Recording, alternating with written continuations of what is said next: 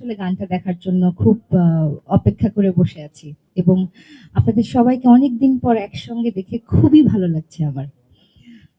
ভাইয়া যেটা বলছিল, প্রেম যতদিন থাকবে আসলে স্যাডনেস ততদিনই থাকবে আমার কাছে মনে হয়।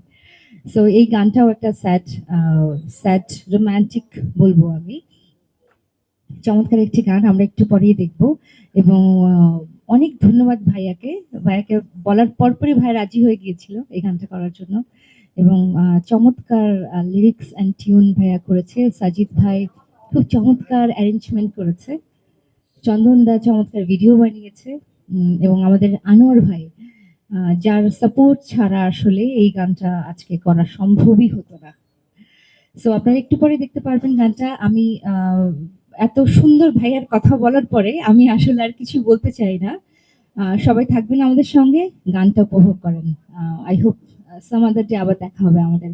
আমি আনোয়ার ভাইকে দিচ্ছি মাইক্রোফোনটা। রাইট। সবাইকে